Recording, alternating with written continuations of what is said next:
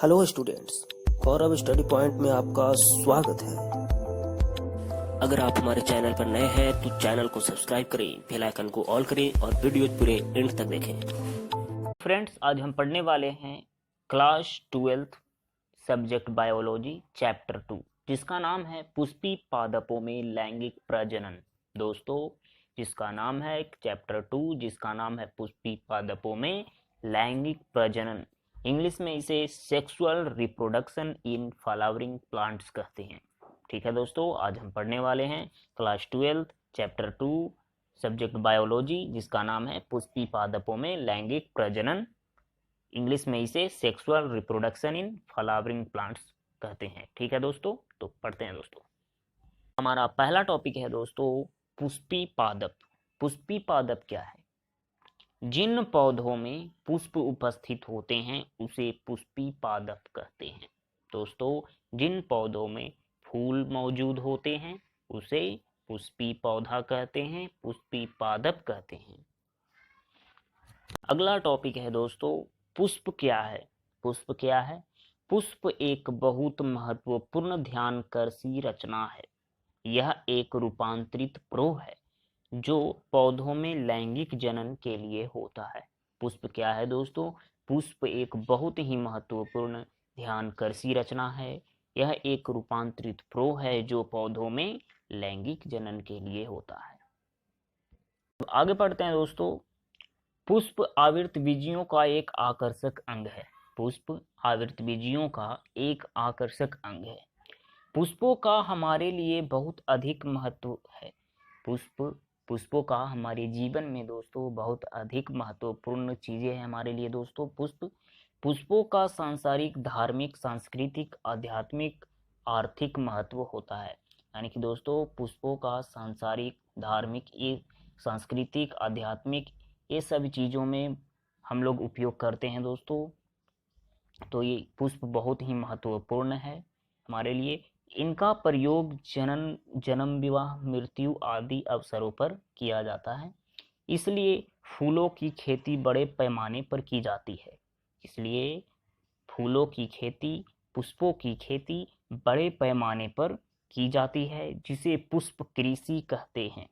जिसे पुष्प कृषि या फ्लोरिकल्चर कहा जाता है। एक जीव वैज्ञानिक की दृष्टि में पुष्प लैंगिक जनन के स्थल होते हैं। यानी कि दोस्तों पौधे में जो पुष्प होता है वो लैंगिक जनन का स्थल होता है। ठीक है, तो दोस्तों अब हम पुष्प की संरचनाएं के बारे में जानेंगे, यानी कि संरचनाएं के बारे में पढ़ेंगे दोस्तों। पुष्प किन किन संरचनाओं से बना हुआ है पढ़ेंगे। तो एक प्रारूपी पुष्प को देखने पर उसमें निम्नलिखित चक्र दिखाई देते हैं। यानी कि जब आप एक फूल को देखेंगे तो उनमें जो संरचनाएं दिखाई देती है, जो चक्र दिखाई देती है, वो हम पढ़ते हैं दोस्तों। क्या क्या संरचनाएं हैं पढ़ते हैं। तो पहला है पुष्पवृंत, दूसरा पुष्पासन, तीसरा बरहादल। इसे बरहादल पुंज भी कहा जाता है। इंग्लिश में इसे कैलिक्स कहते हैं, याद रखिएगा। और चौथा चक्र है दोस्तों दल। इसे दल पुंज भी कहा जाता है, याद रखिएगा। और इंग्लिश में इसे कोरोला कहते हैं। और पांचवा है पुमंग, छठा है जायांग। दोस्तों बरहादल और दल दोनों को सहायक अंग या सहायक चक्र भी कहा जाता है, और पुमंग और जायांग को आवश्यक अंग भी कहा जाता है, यानी इसे जनन चक्र भी कहा जाता है दोस्तों। तो याद रखिएगा, एक फूल में यानी कि एक प्रारूपी पुष्प में 6 संरचनाएं होती है, 6 चक्र होते हैं। तो पुष्पवृंत क्या है? पुष्पवृंत क्या है पढ़ते हैं दोस्तों। पुष्प एक डंठल के द्वारा तने से जुड़ा होता है। पुष्प एक डंठल के द्वारा तने से जुड़ा रहता है, जिसे पुष्पवृंत कहते हैं। दोस्तों पुष्पवृंत क्या है? पुष्प एक डंठल के द्वारा, यानी कि पुष्प जिस डंठल के द्वारा तना से जुड़ा होता है उस डंठल को पुष्पवृंत कहते हैं। इसे वृंत भी कहा जाता है दोस्तों, याद रखिएगा। दोस्तों पुष्पवृंत कंप्लीट हो चुकी है। अब पुष्पासन के बारे में पढ़ते हैं। पुष्पासन क्या है पढ़ते हैं दोस्तों। पुष्पासन पढ़ते हैं दोस्तों। पुष्पवृंत के सिरे पर, पुष्पवृंत के सिरे पर स्थित फूला हुआ तथा चपटा भाग को पुष्पासन कहते हैं। पुष्पवृंत के सिरे पर स्थित फूला हुआ तथा चपटा भाग को पुष्पासन कहते हैं।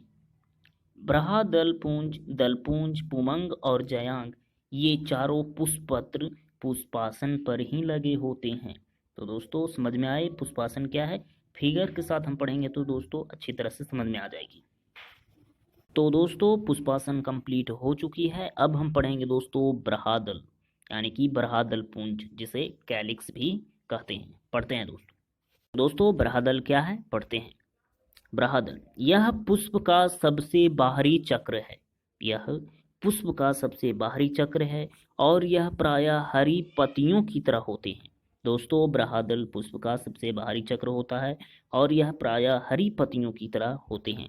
ब्रहादल का कार्य सुरक्षा से संबंधित होता है। ब्रहादल का कार्य सुरक्षा से संबंधित होता है, अर्थात यह कली की अवस्था में फूल की रक्षा करता है। यह कली की अवस्था में फूल की रक्षा करता है। याद रखिएगा दोस्तों ब्रहादल का कार्य क्या है? फूल की रक्षा करना, फूल का बचाव करना। यह पुष्प का सबसे बाहरी चक्र होता है और प्रायः हरी पत्तियों की तरह होता है।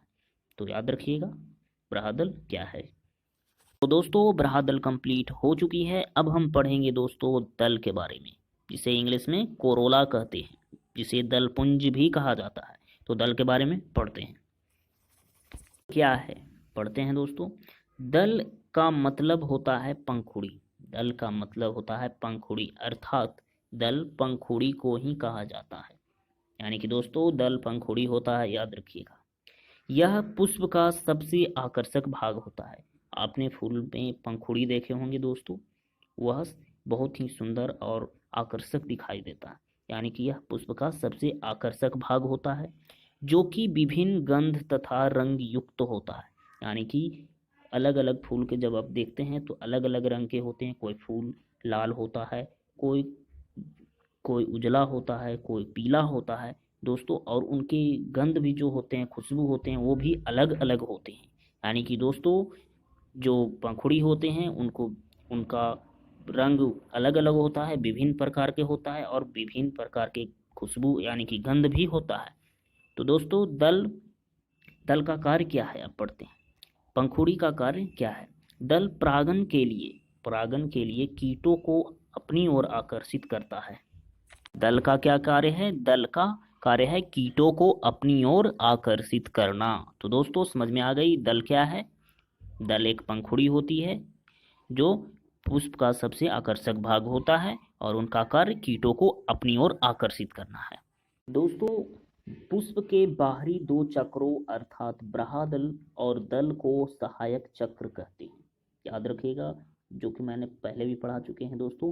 पुष्प के बाहरी दो चक्रों अर्थात ब्रहादल और दल को सहायक चक्र कहते हैं या सहायक अंग भी कहते हैं। तो ठीक है दोस्तों, ये समझ में आ गई। तो दोस्तों सहायक अंग यानी कि ब्रहादल और दल पूरी तरह कंप्लीट हो चुकी है। अब हम बात करेंगे दोस्तों पुमंग के बारे में। पुमंग क्या है, पढ़ते हैं दोस्तों। तो पुमंग क्या है, पढ़ते हैं। पुमंग यह पुष्प का नर भाग होता है। दोस्तों यह पुष्प का नर भाग है। इनमें कई लंबी लंबी रचनाएं होती है जिन्हें पुंकेसर कहते हैं। दोस्तों पुमंग में बहुत सारी लंबी लंबी रचनाएं होती है जिन्हें पुंकेसर कहते हैं। यानी कि दोस्तों पुंकेसर का अगर आपसे परिभाषा पूछा जाए तो आपको बतानी है पुमंग में बहुत सारी लंबी लंबी रचनाएं होती हैं जिन्हें पुंकेसर कहते हैं। ठीक है दोस्तों, पुमंग पुंकेसरों से मिलकर बनता है, अर्थात पुष्प का वास्तविक नरजनन अंग पुंकेसर ही होता है। याद रखिएगा पुष्प का वास्तविक नरजनन अंग पुंकेसर होता है। प्रत्येक पुंकेसर के दो भाग होते हैं। दोस्तों प्रत्येक पुंकेसर के दो भाग होते हैं। पहला पुतंतु, जिसे तंतु भी कहा जाता है, और दूसरा है परागकोश। दोस्तों पुंकेसर के दो भाग होते हैं, पुतंतु और परागकोश। मुख्यतः पुंकेसर के दो ही भाग होते हैं दोस्तों, याद रखिएगा। ऐसे एक और भाग होता है जिसका नाम योजी है। योजी क्या करता है कि तंतु और परागकोश को जोड़ने का कार्य करता है।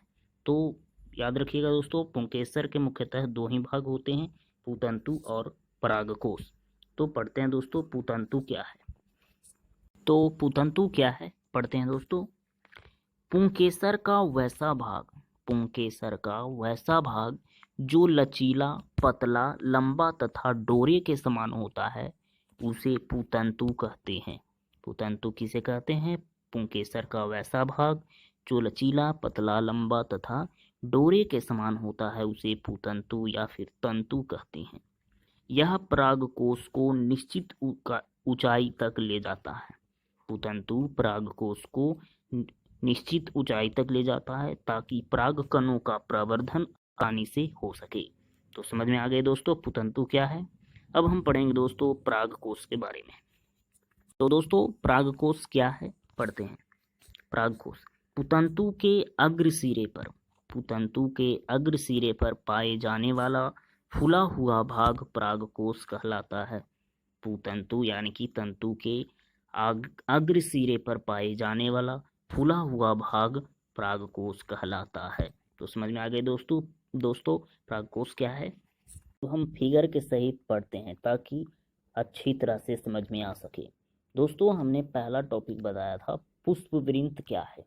मैंने बताया था पुष्प एक डंठल के द्वारा तने से जुड़ा रहता है।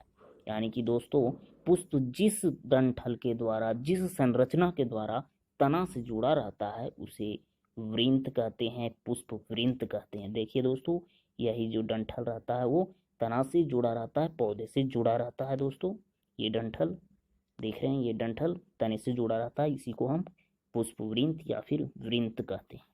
फिर हमने दूसरा टॉपिक था पुष्पासन। उसमें मैंने बताया था कि पुष्पवृंत के सिरे पर, यानी कि यह देखिए दोस्तों पुष्पवृंत, उसके सिरे पर स्थित फूला हुआ तथा चपटा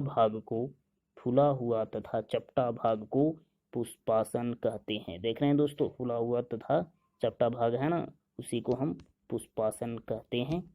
तो पुष्पासन समझ में आ गई, पुष्पवृंत भी समझ में आ गई। तो दोस्तों अब हम बात करते हैं बरहादल के बारे में। मैंने बरहादल में बताया था दोस्तों यह पुष्प का सबसे बाहरी चक्र होता है, प्रायः हरी पत्तियों की तरह होता है। दोस्तों आपने पुष्प देखा होगा, उसके नीचे नीचे हरे पत्ते होते हैं, हरे हरे पत्ते होते हैं, और उसके ऊपर में जो पंखुड़ी होती है उसके नीचे में देखिएगा ना तो इस तरह के पत्ते होंगे, सब साइड में इस तरह के पत्ते होते हैं नीचे के तरफ से, उसी को हम बरहादल कहते हैं, बरहादल पुंज कहते हैं। याद रखिएगा दोस्तों, समझ में आ गई। बरहादल पुंज यह पुष्प का सबसे बाहरी चक्र होता है जो नीचे तरफ में रहता है। ठीक है, इसका कार्य होता है फूल की रक्षा करना। अब बात करते हैं दल के बारे में। पंखुड़ी, आपने पंखुड़ी देखा होगा, पुष्प के यह दूसरा चक्र है, पुष्प का दूसरा चक्र होता है दोस्तों। यह है पंखुड़ी जो ऊपरी साइड में ऐसे ऐसे करके रहता है और बहुत अच्छे दम सुगंधित होती है। दोस्तों आपने पहले भी पढ़ चुका है कि दल जो होते हैं, पुष्प पंखुड़ी जो होते हैं, या पुष्प का सबसे आकर्षक भाग होता है जो कि विभिन्न गंध तथा रंगयुक्त होता है। यह इसका कार्य होता है कीटों को अपनी ओर आकर्षित करना ताकि परागण हो सके। तो दोस्तों बरहादल और दल आपने कंप्लीट कर ली है फिगर के साथ। तो दोस्तों अब हम पढ़ेंगे पुंकेसर। ये है दोस्तों, देखिए पुंकेसर, ये देख रहे हैं पुंकेसर है, ये पुंकेसर है दोस्तों। और ये जो मैंने बताया था शुरू में तंतु क्या है, पुंकेसर के दो भाग होते हैं, पहला तंतु और दूसरा परागकोश।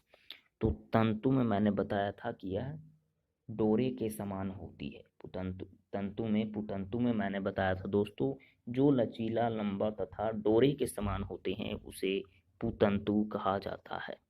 फिर मैंने बताया था परागकोश के बारे में। पुतंतु के अग्र सिरे पर, ये देखिए दोस्तों अग्र सिरे पर, पुतंतु के अग्र सिरे पर पाए जाने वाला फूला हुआ भाग को परागकोश कहते हैं। तो दोस्तों आपने परागकोश पढ़ ली, पुतंतु पढ़ ली। पुंकेसर के दो भाग होते हैं, परागकोश और पुतंतु। ठीक है दोस्तों, समझ गए। दोस्तों आपने पढ़ चुके हैं वृंत क्या है, पुष्पासन क्या है, बरहादल क्या है, दल क्या है और पुंकेसर क्या है, ये सब आप पढ़ चुके हैं दोस्तों। परागकोश क्या है, तंतु क्या है। तो दोस्तों परागकोश अब अगले वीडियो में पूरी संरचना, परागकोश की पूरी संरचना हम अगले वीडियो में पढ़ेंगे दोस्तों। आज बस इतना ही। अगले वीडियो में हम परागकोश की पूरी संरचना और स्त्री केसर के बारे में जानेंगे। स्त्री केसर यानी कि जायांग के बारे में जानेंगे दोस्तों।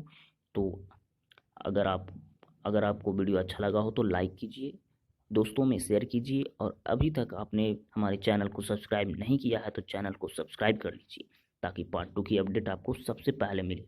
अगर आपको कुछ पूछना है तो तुरंत से कमेंट कीजिए दोस्तों, 24 घंटे में आपको रिप्लाई मिलेगी। तो मिलते हैं दोस्तों अगले वीडियो में पार्ट 2 के साथ।